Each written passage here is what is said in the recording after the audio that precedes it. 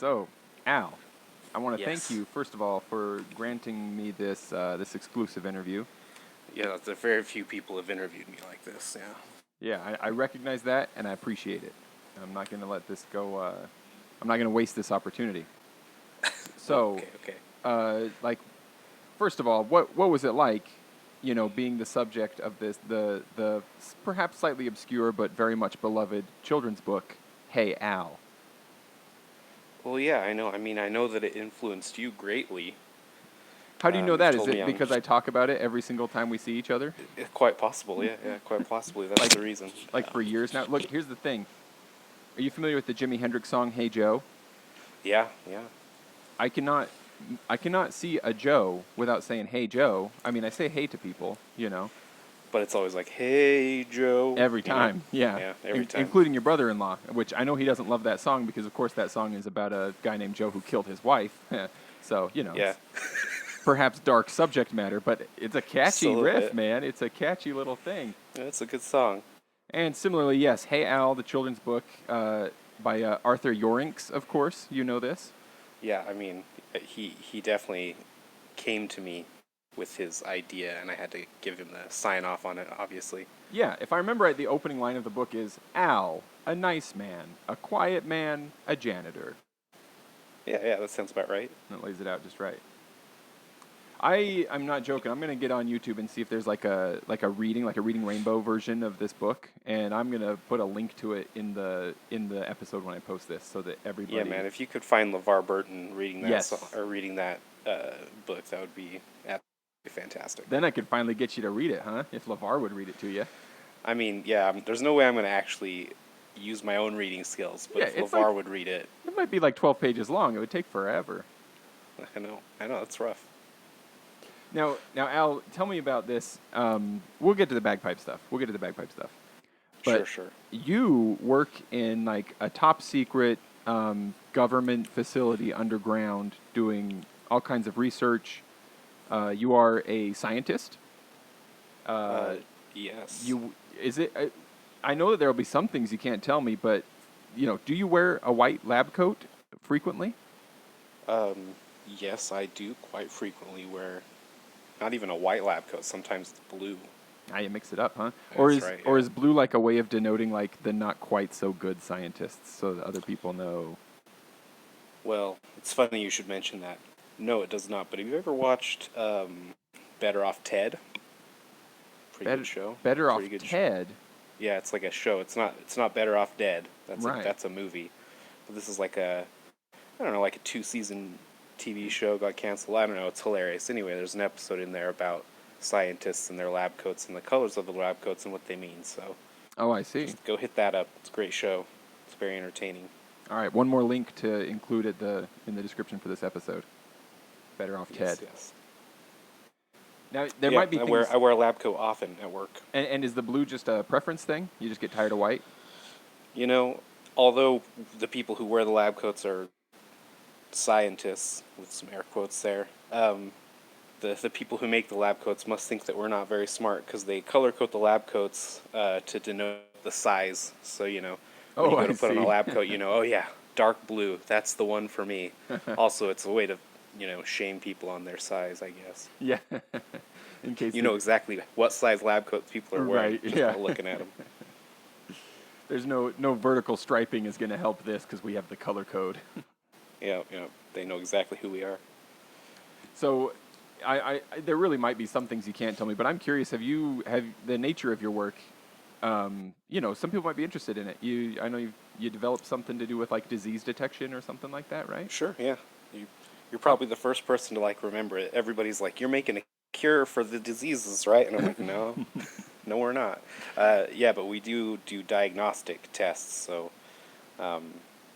here at the beginning of the coronavirus outbreak, there was a short supply of tests. So those tests that everybody was in need of, that's what I make or work on making. So we actually developed a test for coronavirus during this time, and I mean it's a long process. You have to show all sorts of data that shows that it's accurate, and specific and stuff like that, and it has to go all through the FDA, and they have to approve of it and everything like that. And so it's quite a process. So are you? So that's what I do. Is that you low key telling me to stop freaking out about why we don't have a cure yet? You're like, listen, there's a process. No, it's just telling you that I'm not the person to do that. Yeah, everybody listening to this, if you feel upset that there is not yet a cure for coronavirus, send your hate mail to Al. I'll include his address below. And he'll forward it on to the other scientists that work on that. But Because I know them all. Scientists, we all know each other. Yeah, scientists all know each other, of course. Do you? I mean, I'd imagine that part of that process is trying to find people who have it or have had it, so that you can check, right? I mean, is that a bit of a challenge as well? Yeah, so it's usually we don't work with patients directly. It's just like their samples that have been collected previously. So sure. When they go into a clinic or whatever, and they get their swab, that lovely swab that goes all the way up your nose. Yeah, that brain sample they like to get. Yeah, a lot of times I'll end up having that swab at the end of the line. I'll just have this nice frozen tube that has potentially someone's boogers, potentially coronavirus. It's but probably it's yucky. both. It's yucky. It's yucky sometimes. I'm not gonna lie. So if any of us wondered where those swab samples are going, they're all going to Al. So yeah, after they've been initially tested wherever you went to get tested, depending on the collection site, it could potentially come to me. Well, that's exciting. It's kind of fun to think about. Yeah. I get to play with people's boogers. Yuck. So what's the deal? What's the deal with? So I went and played my bagpipes at this really rich guy's house. Okay. Really nice, really rich guy, kind of eccentric. And because he had bagpipes, you know he's a bit eccentric. Of course. And he wanted me to play for like a dinner party, but everybody who showed up had to have their temperature taken and stuff like that, to kind of be safe. But that's not all. Once he got inside sort of the outer courtyard, he had hired a service to like set up a table there to do blood tests for, I think it's the antibody test. Okay, yeah. Now what you're working on is a brain test or a booger test. That would be like to see if someone currently has it, right? Yeah. So what I work on is a nucleic acid test. We actually look for the RNA, or the nucleic acid in the virus, as opposed to the antibodies.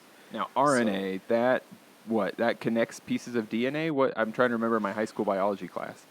No problem. So it's just an analog of RNA, or of DNA, basically. So humans have DNA. It encodes their genetic makeup, right? So everything about you is in your DNA. And viruses, instead of having DNA, they have RNA, but it serves the same purpose for them. So, I see. Yeah, the antibody test looks and makes sure that, or it looks for antibodies in your blood that would indicate that you've been infected before or have a current infection. And the DNA or the RNA test, the nucleic acid test, would check to see if you have a current infection. I see. So like the blood test that I had done at this rich guy's house, that was like to see evidence of it having been there, but looking at my body, as it were. And the RNA test would be looking at the virus It could tell you if you've had it or if you currently do have it. I see. And so it's maybe not even as preferable as a nucleic acid test. That's a hot take right there in the science world. Hot take. Yeah, wow. We're getting it all here, folks. I know, right? So when you're not trying to develop tests to help solve this global pandemic situation, what else occupies your time? What do you like to do, Al? Well, I chase my children around a lot. Yeah. I am a designated monster of whatever they're into at the moment, whether it be Scooby-Doo or Jurassic Park or whatever. I'm just the designated monster that gets to chase them around, cause them to squeal at a high pitch and annoy my wife. Now, for like a little bit of reference here, Al, you and I, we've known each other since high school. Correct. But for a little while, we didn't see each other, and like we're still aware of each other. But then when we kind of started to see each other again at band practice, when we both started playing at Garden Valley Pipe Band, I heard you at different times reference your kids. Like, oh, I was doing this with my kids need this, etc. It might be association that I knew your sister was a teacher, but the way that you talked about your kids I just assumed that you must also be an educator because it sounded like you were talking about a room of probably 25 to 30 children. It was a long time Yes. before I realized that you were talking about your own biological children. Yep, that's them. And there's not 20 or 30 of them. There's just two. But sometimes it feels like there's 20 or 30 of them. I'm just a weak parent. That's all. I don't know about that, man. What little I have been able to meet of your children, they're delightful. But I also I have a sister who also has like very high energy, two very high energy boys, and it is, man. It's not like I'm not saying anybody has bad kids. I'm just saying, wow, you parents, you're doing great. Yeah, the boys, they're great. I love them. They are very rambunctious, though. And Yeah. it's so loud, man. Just the other morning, so I don't know what time everybody else's kids wake up. We put our kids to bed at like 7:38-ish in the evening, and then they usually wake up between 6 and 6:30 every single morning, Oh boy. which is not great because they have yet to grasp the concept of playing quietly when they wake up. Yeah, it's not just an like it's option. something every single morning when they wake up and they're really loud, I go out there and I'm like, play quietly. They're like bagpipes. You can't turn them down. There's one. Yeah, There's but one like, volume.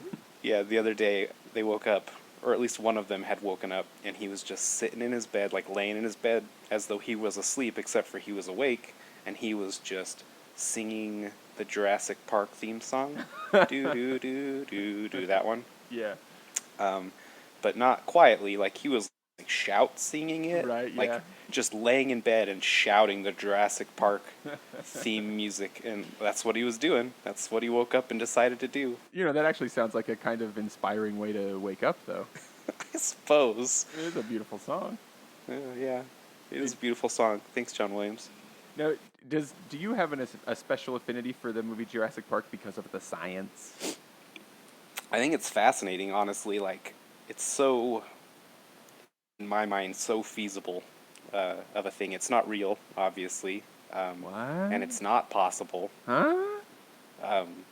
At least at the current moment, that's not a possible thing that could happen. But I mean, the way that it's laid out is so feasible that it's like, yeah, this could happen. Maybe if there was a little bit better technology, maybe this really could happen. That'd be crazy. Man, oh man, So, I yeah, love that's those interesting. movies. I was on a long drive maybe like a year ago, and I needed an audiobook to keep me awake, so I listened to Jurassic Park, and I'll tell you what, that kept me awake. Oh yeah, It's a thriller. I've never actually read the book. Well, who reads, right? I don't even know how to read, but I can tell you that I barely know how to read. Yeah. Yeah, enough to answer emails. you know the letters R, N, and A, right? Yes, there you go. So, Al, what got you started with bagpiping? You've been doing it for a minute. Why'd you I start? have been doing it for a minute. So I started probably in like junior high, maybe a little bit, probably just junior high, and that's because Susan, my sister, had been playing bagpipes for a few years at that point. Sean, my best friend, had just recently started playing bagpipes. Sean's gonna love to my- hear that. Yeah. Anyway, my older brother Andy, had been playing the drums there for a little bit. That didn't last as long, But he played bass, right? I think he played bass and maybe started trying to learn snare. But yeah, I just remember him being a pretty big deal when he would dance. Is he the right I Andy? don't know. I mean, he might have. I really like about the time that I started playing, he kind of fell off a little bit. So I'm not really sure. I never really played with him. But anyway, there's just a lot of people doing it, and as strange as it sounds, everybody else was doing it, so I did it. And that's not really what you think about when you think about bagpipes, but that's what happened. So peer pressure works. Yeah, it really did. So that's how you got started, but we're now a few years hence. Why do you still do it? What keeps you coming back? Well, yeah, that's a good question. I don't mean to cause an I mean, existential crisis or anything. Like, don't go quitting now. I'm having a problem here. I'm fretting right now. No, yeah, I enjoy playing the pipes. I enjoy the music. I enjoy the culture. it's all great, but I think my number one thing that I enjoy the most about pipe band is just the people. Like they're my friends, and so I enjoy the time to come and hang out with my friends, have fun going on trips with my friends. You know, that's probably the biggest thing. It's just time with my friends. Yeah, Corona's put a bit of a downer on some of that, huh? Definitely has. Who do you think is your, like, outside of the bagpiping community, what do your friends and family, like, you know, your wife, your kids, your friends and family who don't play, what do they think of it? A lot of people like it. I mean, I think this is probably what everybody experiences. Like, there's a lot of people that like it. Maybe like my family is like, yeah, we like it, but shut up already. Yeah, like we've heard enough. Yeah, stop that. You know, acquaintances at work or friends at work and stuff are always like, you're gonna bring in your bagpipes, bring in your bagpipes. You're going to pipe band tonight, bring in your bagpipes on the way. Like, you know, people want to hear them, and it's probably just like a curiosity thing. And once they hear them once, they'll be like, great, never do that again. Yeah, that was cool. Never again. Yep. So yeah, I mean, I think a lot of people enjoy them, and there's a couple of people that are like, you know, they really don't like bagpipes for whatever reason, and they make jokes at me as well about never wanting to hear my bagpipes. Yeah. But for the most part, I think a lot of people are curious and would like to hear them. And then there's all the way on the other spectrum, or on the other side of the spectrum, people who just love it, can't get enough. So Yeah, do you ever kind of wish that you could play your bagpipes quietly alone and not have anyone either upset or begging for one more song? 100% yes. I would someday like to just have, you know, one of those soundproof practice rooms they have at like schools and stuff. Yeah, yeah. Want one of those. It'd be nice, but it'd have to be like super, super soundproof, you know? Right, like suck the sound out of it for you. Yeah, like you're actually jettisoned into space for a time. Hey, to that's practice. That's a great idea. It could be a profitable company. We should try that. Put a pin in that. You're a scientist. But yeah. You could make this happen. Yeah, just like it's easy stuff. So what? Who usually does get to listen to you practicing? Is it usually wife and kids, or do you go elsewhere to practice to spare them? Yeah, I usually will go to like a park or something. I try to never go to the same place twice because I don't want to bug people or have people come out and listen to me. I don't know. Like it's funny because bagpipes are such a loud instruments, but I like really don't like it when people listen to me play. Yeah, like people walking on the sidewalk look at you and like, don't listen to me. Yeah, when I used to live in Logan, going to school, I would just drive to different parks, and it doesn't matter, man. Wherever you go, people just come out of the woodwork when you start playing. And you know, it takes a while. You can't just like do something quick and get out. You got to tune up and warm up, and then by the time you're like ready to go, there's like 6 people there, kind of like trying to walk by but not watch you, but they're actually just there to watch you. You know? Right? Yeah, they're not sitting down with popcorn, but it's pretty close. Yeah, basically. So, what kind of setup are you playing right now? Like, what kind of pipes? What kind of reeds? What's your gig? Oh man, you've hit on something that I just have no idea about. A lot of That's stuff. okay. That's all right, man. I know I have Canairds as far as my drone reeds. I'm playing a band reed for my Channer reed, which I don't know what it is. I don't know. Do you remember what color the string is on it? I don't. That's all right. I don't. Anyway, and then my pipes are a mystery to me. When I was in high school and I graduated from the Bagpipes that I had been playing on, my parents worked with Don and got me a nice set of pipes that are not a genuine brand. They're like a knockoff brand. What is it? A look-alike of a certain nice brand of pipes, but I have no idea what they're a look-like of. I just know that they're not the actual version of it. So I don't know. It's a mystery. Oh, man. Well, who knows? Hey, maybe they're like unmarked World War I pipes or something. Perhaps. I mean, they never know. sound great. I think they sound great and they're nice, but yeah, I have no idea. It's one of those things that Don was like, yeah, I have these pipes, and they're this price. And we were like, yep, Okay. that's the ones. The pipes pick the piper. That's the trick. Yeah, yeah. Do you have any favorite places that you've played, people for whom you've played, gigs, anything that stands out, whether it be for its ridiculousness, its funniness, its coolness? Sure. So once when I was at school again up in Logan, I did a funeral, and I did it up at I think it's the North Logan Cemetery.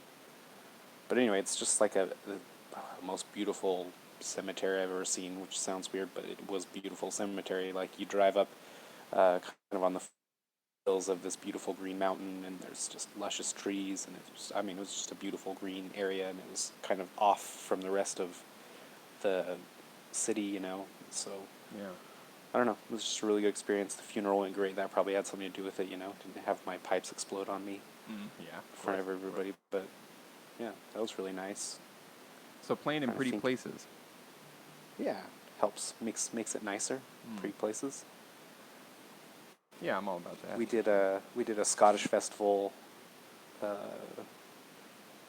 while back in White Peaks. That was the Queen Mary. Queen Mary? Yeah, the Queen Mary. That's the one with the boat. Yeah, the one with the boat. I don't think we actually got to play on the boat. We got to go on the boat and take some pictures in our uniforms, which was pretty cool. One time we did one in Las Vegas. It was like a Scottish festival in Las Vegas, and we with the played on peacocks. the old strip, Oh, and it was really cool. Like the competition circle was actually set up like in the road, So like that in the was middle of the street. that was before they started doing it at that fairgrounds with the peacocks. Then that was Yeah, that's correct. This was like the first year we did it as White Peaks.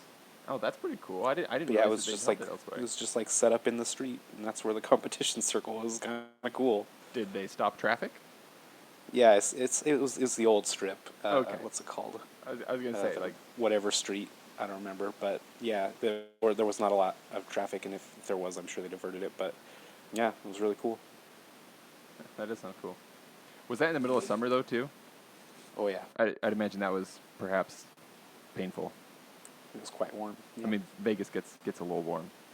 It might have been in the fall. I actually don't remember like sweating my face off, but so it might have been in the fall. But anyway, the venue was cool. So Al, if money were no object, what would be the sort of the bagpiping thing that you'd have? And this could be travel, uniform, instruction, instrument, anything that's kind of related. Jeez. I'd probably get myself a new set of pipes. Just, I don't know. I don't even know why. Like, my pipes are great, but ones with maybe a little nicer finish on the outside. Like, Yeah. I do enjoy, like, the silver finish on them. Mine just have the false ivory caps and ferrules and stuff, so So you'd want like silver maybe something everywhere. like that. Yeah. Would you go for the mean- engraved silver or like just like a smooth finish? Probably engraved. That looks real good. Yeah. You like those like the Celtic knots or like the Victorian kind of feathery flower kind of stuff, or would you have something custom like your own face over and over again? Probably, yeah. I'd probably do my own face. I wouldn't Just blame have you there. engrave my face in my pipes, so everybody knew what's up. So what about the wood for the pipes? Like, do you like the beating and combing, or would you prefer like a smooth wood finish? I do like the beating and combing, but if I could get it, I don't love it when they have. It's like a shinier finish on the Oh, pipe, yeah, on the that, wood like, itself. I don't varnish love that. Oh, so you'd like more of a matte kind of. Yeah, I do enjoy like a matte finish on the wood. What is your pipes? Are your pipes shiny right now, or are they more of a matte finish? They're matte. Yeah, mine used to be shiny, and a few years ago I decided I took some paint thinner to them and got all the varnish off. And now just once a year I just put them on a lathe and recoat them in some good hard wax, some Cocobolo or excuse me, not Cocobolo, some Carnauba wax or something like that, and it gives them this. I'm really happy with that matte finish. I agree with you. I like that look a lot more. It does look really nice. So, Al, do you have any pipers or even like other musicians that have pipers in the band or bagpipe bands that you especially love listening to? I don't know. I You used don't? to listen to. Or you don't know? I used to listen. I I don't know. I used to listen to quite a bit in high school of pipe music, Yeah. but I haven't really listened to it a lot in Is my this because older the only years. CD in your truck is Tool? So that's all you listen to now? Yeah, really, I just listen to Tool all the time. Just never stops. They don't have bagpipes. I'm not even joking. Just yesterday, I was at Walmart. I was down at the Walmart, and in Mhm. their like $3 CD bin, they had a Tool album. And I thought to myself for just a sec, I could be just like Al. You could be. Could get it. You should be. I could Everybody get should be. one Tool CD and put it in my CD player and never take it out. I think that I honestly, I really think that CD is still just in my truck. Well, where else are you gonna put No it? other You got to keep it CDs. somewhere. Well, yeah, it's I don't have a case anymore, so Yeah. don't want it to get scratched. So, have you ever considered learning to play drums? Maybe for a minute. I think actually before I started playing pipes, I was going to try and do tenor. I had some sticks, and I learned how to lace them onto my fingers. Learned how to do a couple of the twirlies, but that didn't last too long. I quickly was diverted to pipes, and I honestly don't remember the reason why I was diverted that way. But Oh, I it was was. probably because only girls were allowed to play tenor. Perhaps so. Couldn't pass as a female. Oh, now I'm in trouble. I'm just joking, of course. I've always wanted to learn to play tenor too. That's when It I is. I think it's an awesome instrument. It looks so cool and so fun to do those flourishes. well, that's when I was a kid. My parents they moved to Payson mostly, not mostly, but at least partly so that their kids would go to the high school pipe band. You know, go to the high school there and learn to play pipes. And so my dad was rather upset when I was a small child and saw White Peaks playing. At least no, it might have been Utah Pipe Band. Anyway, I saw a pipe band playing, and I was like, I'm gonna learn how to play that drum where they twirl the stuff. And my dad was like, No, you're not. You're gonna learn to play bagpipes. So I'd still like to circle back and learn tenor at some point. Yeah, I think it'd be fun. So is there anything that you do before a performance, like some sort of pre-performance ritual, whether it's the night before or moments before? Sure, I pee like 3 times because I always just at different stages gotta pee. Just it just comes. It doesn't matter if you just barely peed. You just gotta pee again. Yeah.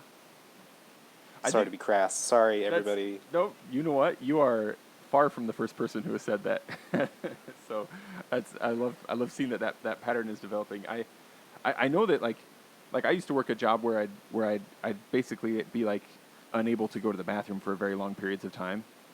And so when approaching the threshold of doing this task, you know, like my body would always tell me like it's time to go. You got to go. You know what I mean? And I think that it's perfectly reasonable to think that we've built up the same kind of thing with playing bagpipes. You know, like if you got a gig coming, your body's like, empty out, get it done. Yeah, I don't know what it is. It's like some evolutionary thing where it's like this is gonna be scary and you don't want to embarrass yourself, so you gotta pee Yeah, now. that's right. So other than bagpipes, what other music do you like? I mean, other than bagpipes and other than Tool, what other music do you like? Well, that's the two major food groups for me. But I don't know. I really like most music, honestly. Like I enjoy a lot of rock and roll, metal. There's the Tool, right? I enjoy like folksy music. Some nice acoustic guitar.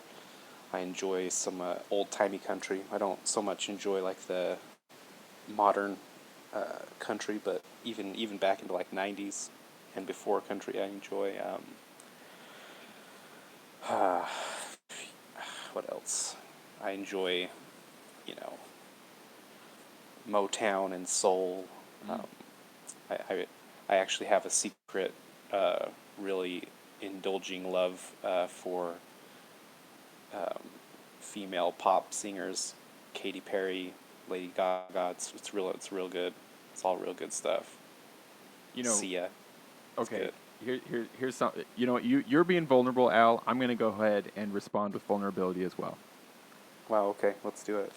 When you said Motown, that my ears perked up.